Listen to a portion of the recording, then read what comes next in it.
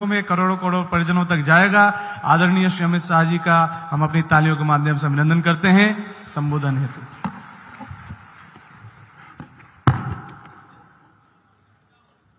मेरे साथ दोनों हाथ उठाकर तन्मयता के साथ भारत माता का जयकारा लगाएंगे। भारत माता की। मंच पर उपस्थित आज के कार्यक्रम के उत्सव मूर्ति, दल नायक जन्म शताब्दी समारोह श्रीमान डॉक्टर चिन्मय पंड्या जी, हिमाचल प्रदेश के राज्यपाल महामहिम शिव प्रताप शुक्ला जी, मेरे परम मित्र और उत्तराखंड के मुख्यमंत्री श्रीमान पुष्कर सिंह धामी जी, भारतीय जनता पार्टी उत्तराखंड के प्रदेश अध्यक्ष श्रीमान महेंद्र भट्ट जी, भाजपा के वरिष्ठ नेता श्री मदन कौशिक जी, उत्तर प्रदेश के परिवहन मंत्री श्रीमान दयाशंकर सिंह जी, और आज इस पंडाल में और आभासी रूप से ऑनलाइन जुड़े हुए गायत्री परिवार के सभी भक्तजनों को मेरा प्रणाम, राम राम।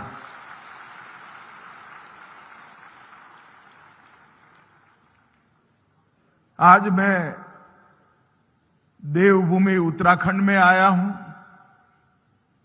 देवभूमि में पैर रखते ही हजारों साल की तपस्या की ऊर्जा का अनुभव होता है। और देवभूमि में भी मैं हरिद्वार में आया हूं। एक कुंभ क्षेत्र है, सप्त ऋषियों की तपस्या की भूमि है। अनगिनत संतों ने यहां अपने आत्मा के साथ साथ करोड़ों लोगों की आत्मा को जागरूक कर आध्यात्म के रास्ते पर प्रशस्त करने का पुरुषार्थ इसी भूमि पर किया है।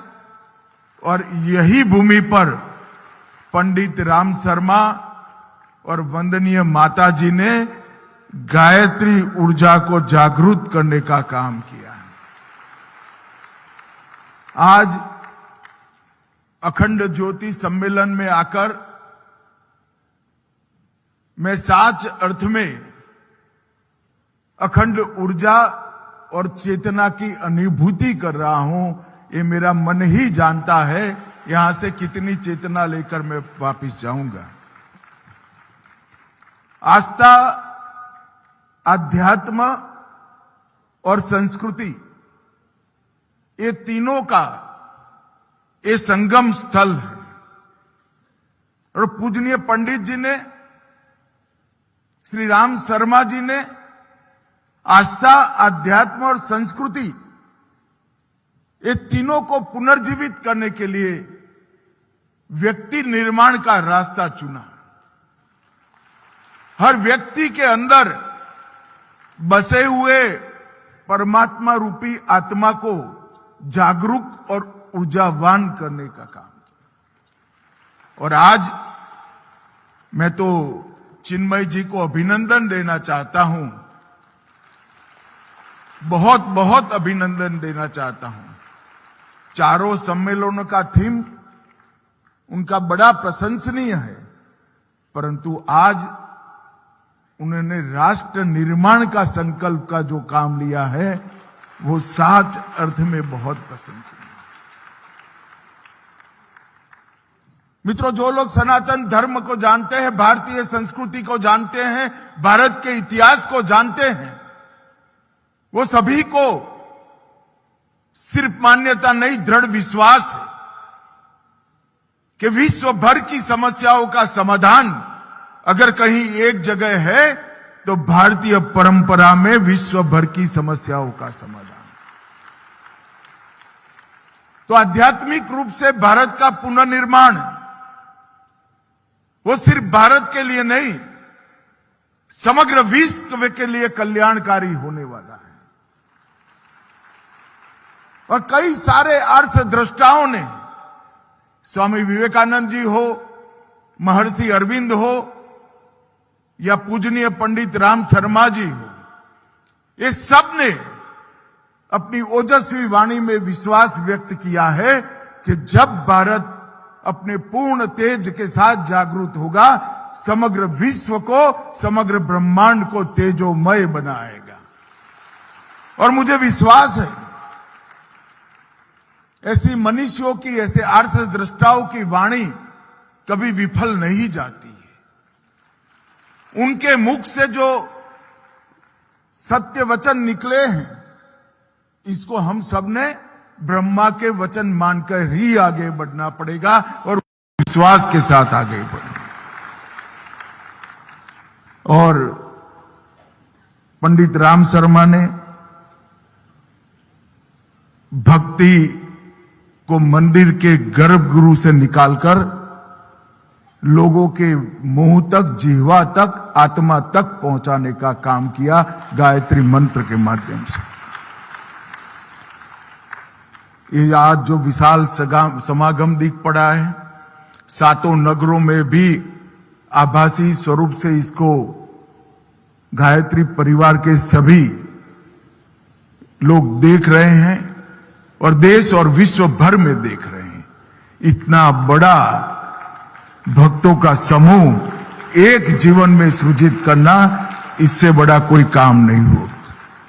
युग दृष्टा पंडित श्री राम शर्मा आचार्य और वंदनीय माता भगवती देवी, ये दोनों ने अनेक जीवनों का काम, अनेक युगों का काम अपनी एक ही नश्वर देह के समय में कर कर दिखाया है।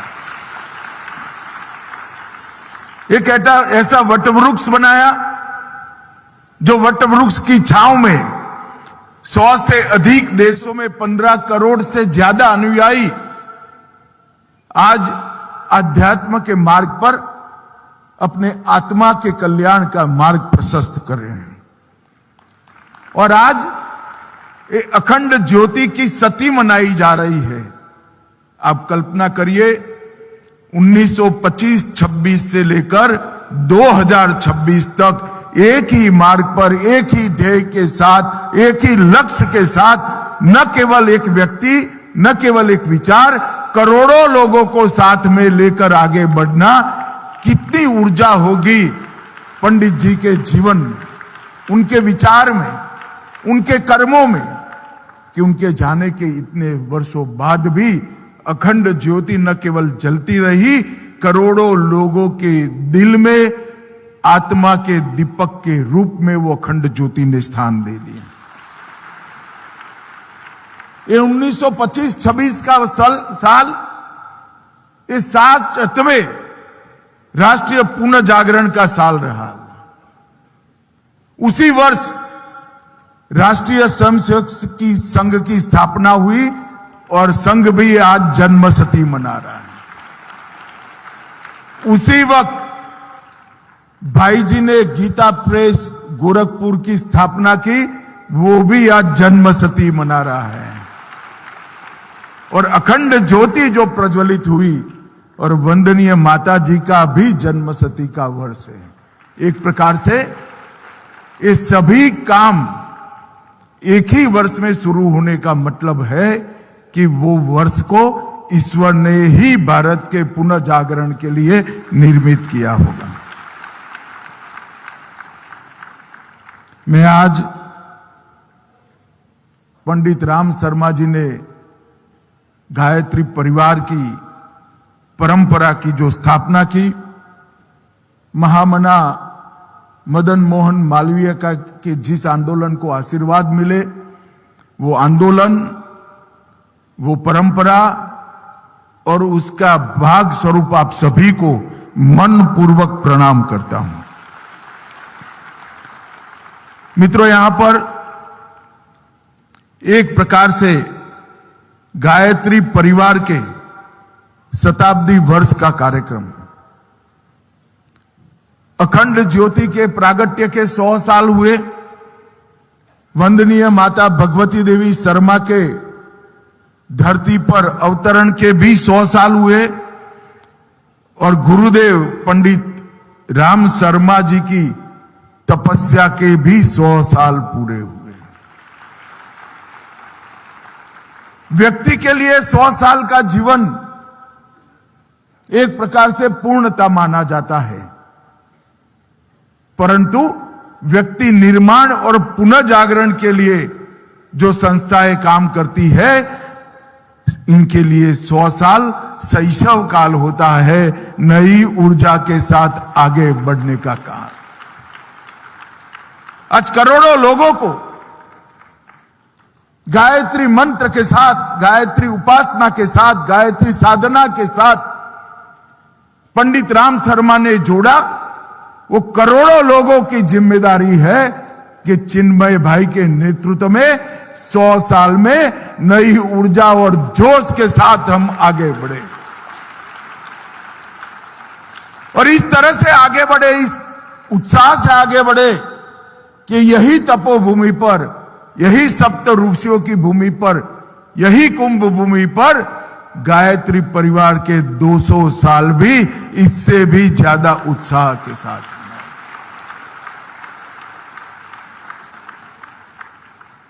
और आज जो राष्ट्र निर्माण का संकल्प का दिन तय किया है, मैं आपको बाद में बात करूंगा, परंतु राष्ट्र निर्माण का संकल्प ये आज कितना समयोचित है, इसकी भी मैं बात करूंगा।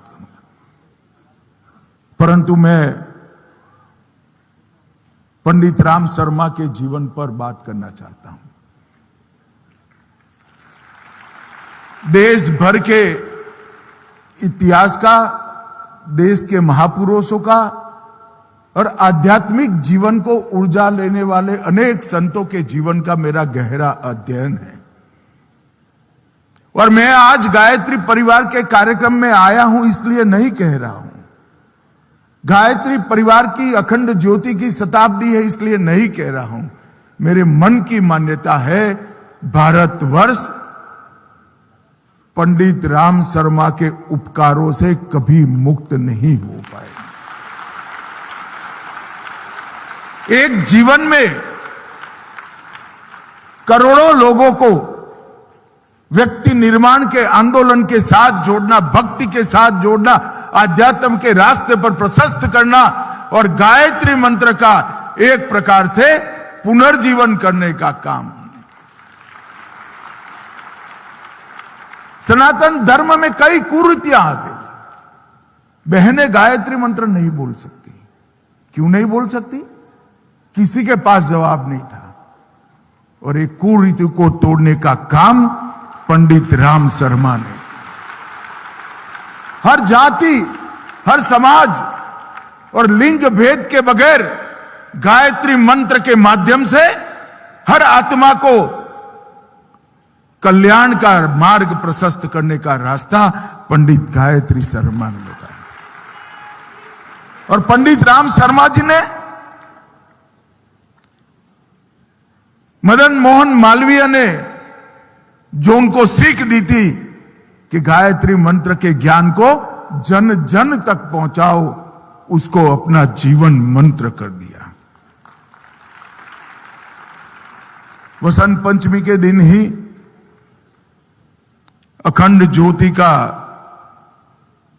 प्रागट्य हुआ और फिर मथुरा की पुण्य भूमि से एक कुंभ क्षेत्र में गुरुदेव उसको लेकर आए और उन्होंने पूरा जीवन इसको समर्पित कर दिया। 1971 में इस पुण्य भूमि पर ज्योति का प्रागट्य हुआ, शांति कुंज की स्थापना हुई और गुरुदेव ने जो रास्ता बताया, जो करोड़ों लोगों ने उस रास्ते पर चलना प्रशस्त किया, युग कोई धर्म नहीं बदल सकता, युग कोई धर्माचार्य भी नहीं बदल सकता, युग कोई फिलॉसफी नहीं बदल सकती। इन्होंने एक सूत्र दिया, बड़ा सरल सूत्र दिया। मैं मानता हूं उस सूत्र ने पूरे भारत को रास्ता दिखाया। उन्होंने कहा, हम बदलेंगे, युग बदलेगा। जब तक व्यक्ति नहीं बदलता है, राष्ट्र भी नहीं बदलता है, समय भी नहीं बदलता है, युग बदलने का तो सवाल ही नहीं है।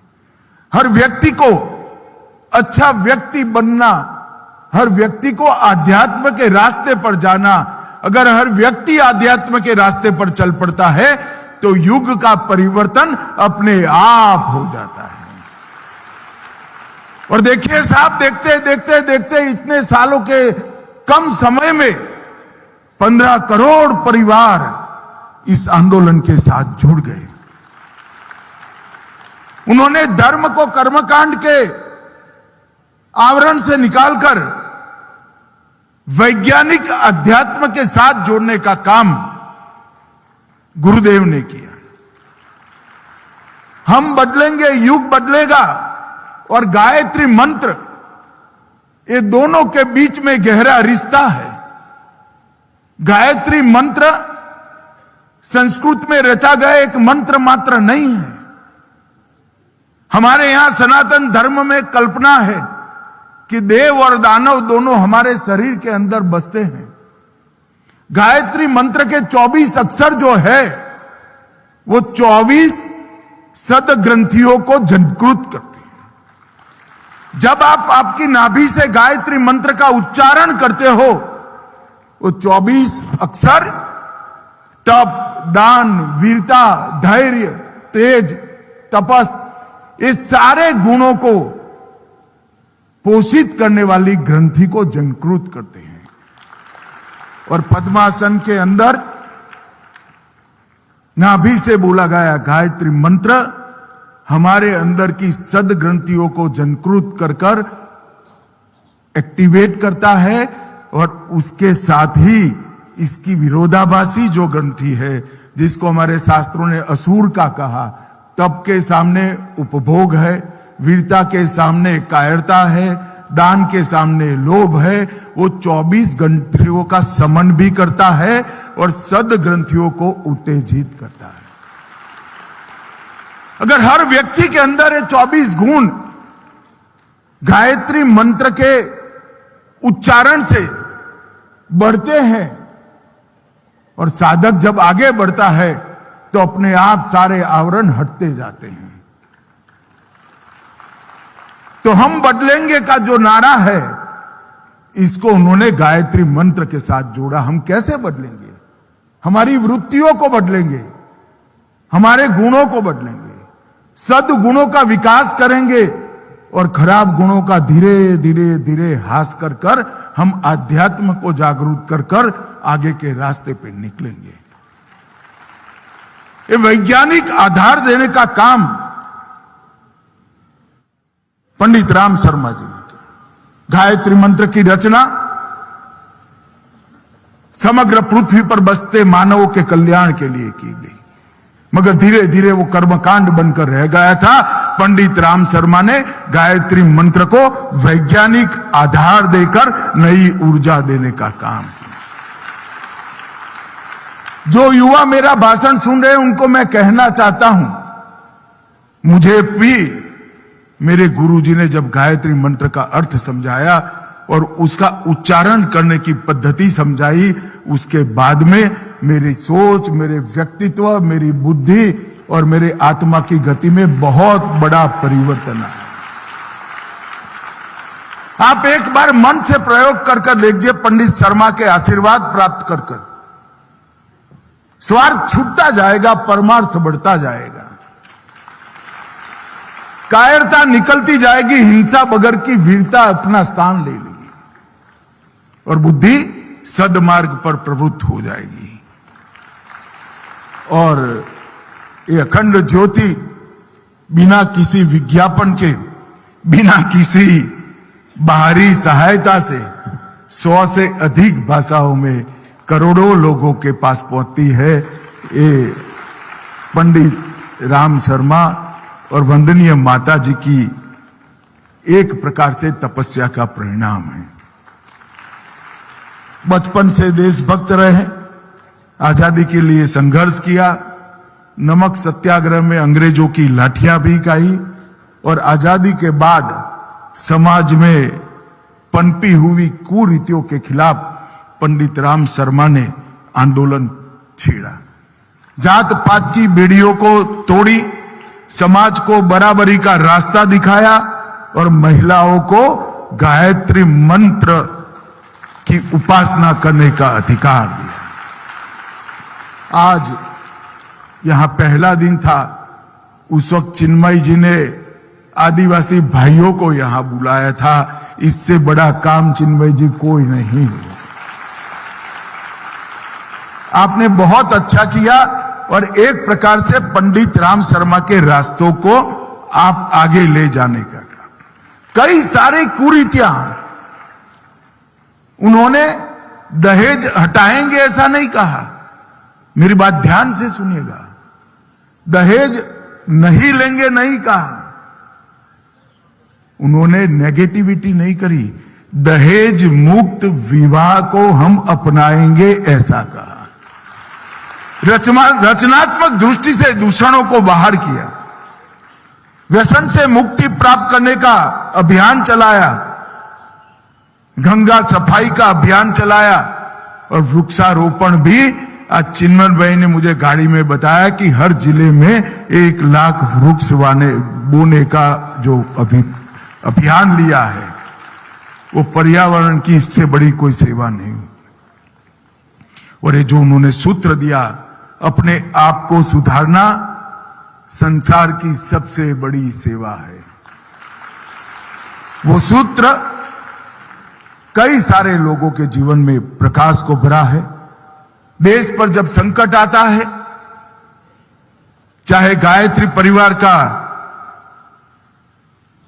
कोई भी व्यक्ति हो, बाढ़ हो, भूकंप हो या महामारी हो, सेवा करने वाली संस्थाओं की सूची दिखते हैं तो गायत्री परिवार उसमें हमेशा आगे रहता है। मुट्ठी भर अन्न और समयदान वो देश भर के समाज के उत्थान के लिए काम करने वाला जो संगठन है, उनके लिए अनुकरणीय सूत्र बन गए। मुट्ठी अन्न का संकल्प उसने संस्थाओं को किसी धनपति या किसी धन्ना सेठों के से मुक्त कर दिया। और समयदान, इसने कोई प्रचार के बगैर मूक सेवा कर कर विचार को घर घर पहुंचाने वाले कार्यकर्ताओं की फौज खड़ी कर। जब 1990 में आचार्य श्री ने शरीर को त्यागा, तब सबके मन में एक विचार आया था कि अब क्या होगा यह आंदोलन का। और अद्भुत ऊर्जा के साथ माता जी ने 15 लाख लोगों के बीच में घोषणा की, ये मिशन देव द्वारा संचालित मिशन है, ये रुकेगा नहीं और तेजी से बढ़ेगा। और माता जी ने इसको आगे बढ़ाया, फिर प्रणव भाई और अब चिन्मय जी। ये मिशन देव द्वारा संचालित मिशन है। वो अपने आप में आत्मविश्वास तभी आता है जब मिशन के उद्देश्यों के बारे में संपूर्ण स्पष्टता। उन्होंने बलि बगर के अश्वमेध को किया चित्रकूट में, और 1008 कुंड में 10 लाख लोगों ने अपने व्यसन की बलि चढ़ाने का काम किया। और जब से सनातन धर्म शुरू हुआ, तब से अपने आप में एक ऐसा पहला अश्वमेध यज्ञ था जिसमें लोगों ने अपने व्यसनों की बलि चढ़ाई। और मित्रों, ये जो आंदोलन चला है, इसने सनातन धर्म को वैज्ञानिकता देने का काम किया। पंडित राम शर्मा ने कहा, धर्म और विज्ञान एक दूसरे के पूरक है, एक दूसरे के विरोधी नहीं है। और सनातन धर्म और विज्ञान तो एक दूसरे के पूरक ही है। जिनको धर्म का ज्ञान नहीं है वो उसको अंधश्रद्धा मानते हैं, जिसको धर्म का ज्ञान है वो जरूर इसको वैज्ञानिक रूप से एसेस कर पाता है। अध्यात्म को तर्क की कसौटी पर कसने की पहली बार शुरुआत पंडित राम शर्मा ने की और यहां ब्रह्म वर्चस्व शोध संस्थान की स्थापना भी की। वैज्ञानिक अध्यात्मवाद ये आधुनिक भारत में देने का संपूर्ण श्रेय किसी एक व्यक्ति को जाता है तो पंडित राम शर्मा के हाथ में। मैं आया था देव संस्कृति विद्यालय में, मेरा भाषण रखा था प्रणव जी ने। मुझे तो आश्चर्य हुआ, एक हाथ में वेद और दूसरे हाथ में लैपटॉप लिए हुए युवाओं को जब मैंने देखा तो मन एक अनेक प्रकार की शांति से निश्चिंत हो गया। जब इस देश का युवा वेद, उपनिषद और पुराणों को आगे बढ़ाता है और साथ में विज्ञान का भी आधार रहता है तो हम जरूर आगे बढ़ेंगे। मित्रों, अभी कुछ साल पहले हमारे देश की आजादी की 75वीं वर्षगांठ मनाएगी। 75वीं वर्षगांठ के वक्त नरेंद्र मोदी जी ने कई प्रकार से उसको मनाने का संकल्प किया। उस वक्त आजादी के आंदोलन का इतिहास इस देश के किशोर और युवाओं के सामने रखने का काम किया। एक एक गांव में जो आजादी के आंदोलन लड़ने वाले स्वतंत्र सेनानी थे उसको ढूंढ कर उनका महिमा मंडन करने का काम किया। आजादी से अब तक 75 साल तक देश ने जिन जिन क्षेत्रों में विकास किया है उसको भी पूरे देश के सामने रखकर गौरव भरने का काम किया। मगर तीसरा काम बड़ा महत्वपूर्ण था। उन्होंने आजादी के 75वें वर्ष में अमृत काल की घोषणा की। क्या है अमृत काल? अमृत काल आजादी के 75 वर्ष से 100 साल तक की यात्रा है। और उन्होंने एक संकल्प इस देश की जनता के 130 करोड़ की जनता के लिए घोषित किया कि हम सब भारतीय मिलकर जब आजादी की शताब्दी मनाई जाएगी 15 अगस्त 2047 को एक ऐसे भारत की रचना करेंगे जो हर एक क्षेत्र में विश्व में सर्वप्रथम होगा, ऐसे भारत के। और एक पूर्ण विकसित परंतु भौतिकता से योजनों दूर आध्यात्मिकता के रास्ते पर आगे बढ़ता हुआ भारत की रचना की संकल्पना नरेंद्र मोदी जी ने की। और देखते देखते एक संकल्प देश के 140 करोड़ लोगों का संकल्प बना। मित्रों, मैं एक कॉलेज में इस संकल्प पर वक्तव्य देने का, एक बच्ची खड़ी हो गई। इन्होंने कहा, आपको लगता है क्या हमारे संकल्प लेने से देश आगे बढ़ जाएगा? तब मैंने उसको कहा था, एक व्यक्ति जब एक कदम उठाता है तो एक ही कदम उठता है। 140 करोड़ लोग एक दिशा में एक कदम उठाते हैं तो 140 कदम देश आगे, 140 करोड़ कदम देश आगे। और इस संकल्प को समाज सेवी संस्थाओं की मदद के बगैर पूरा नहीं किया जा सकता। आज मैं गायत्री परिवार के मंच पर आया हूं। हमारे युवा नेता चिन्मय जी को भी कहना चाहता हूं, ये संकल्प जो है ये भारत का संकल्प है, पूर्ण विकसित भारत बनाने का, भारत माता को सर्वोच्च स्थान पर विराजमान करने का। ये संकल्प गायत्री परिवार का भी संकल्प है। पंडित राम शर्मा जी ने जो व्यक्ति निर्माण से राष्ट्र निर्माण, व्यक्ति निर्माण से युग निर्माण, इसकी संकल्पना रखी है, हर नागरिक को हम ऐसे भारत के निर्माण की संकल्पना के साथ जोड़ दें। और स्वामी विवेकानंद जी को चिन्मय जी ने कोट किया। विवेकानंद जी ने एक बार कहा था कि सारे देवी देवताओं के मंदिर कुछ समय कर बंद कर उसमें भारत माता की मूर्ति को प्रस्थापित कर हम भारत माता की आराधना। तो गायत्री मंत्र से हमारे अंदर जो सद्वृत्तियों की वृद्धि होती है, एक चेतना जागृत होती है, आध्यात्म के रास्ते पर हम प्रशस्त होते हैं।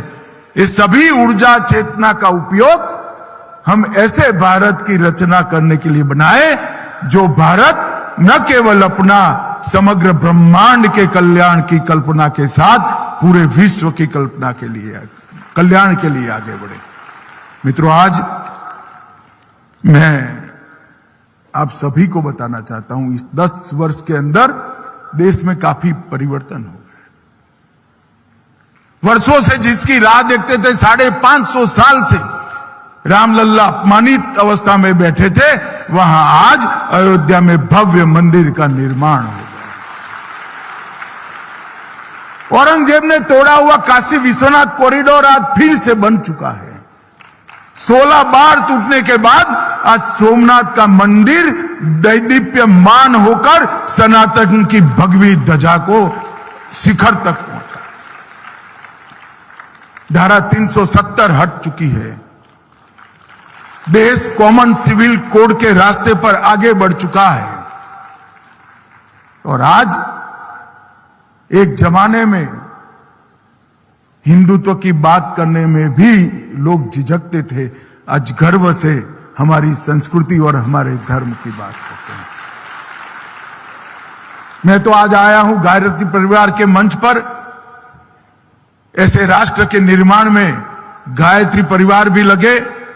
व्यक्ति निर्माण से समाज निर्माण और व्यक्ति के परिवर्तन से युग परिवर्तन का जो नारा पंडित राम शर्मा ने दिया, वो 130 करोड़ भारतीयों का नारा बने और हम सर्वोच्च स्थान पर बैठे हुई भारत माता को अपने जीवन काल में देख पाए। मैं फिर से एक बार पंडित राम शर्मा, वंदनीय माता जी, डॉक्टर प्रणव जी और अब डॉक्टर चिन्मय जी ने ये जो ऊर्जा का प्रवाह प्रवाहित किया है, उसको वंदन कर बहुत बहुत साधुवाद देता हूं। और फिर से एक बार मैं आप सभी से विनती करूंगा कि दोनों हाथ उठाकर एक बार भारत माता का जयकारा लगाए। मेरे साथ बोलिए प्रचंड आवाज से, भारत माता की, भारत माता की, वंदे वंदे। बहुत बहुत धन्यवाद। और मैं देर से आया हूं, इसलिए आप सभी की क्षमा। एक बार दोनों हाथों पर उठा के जोरदार तालियां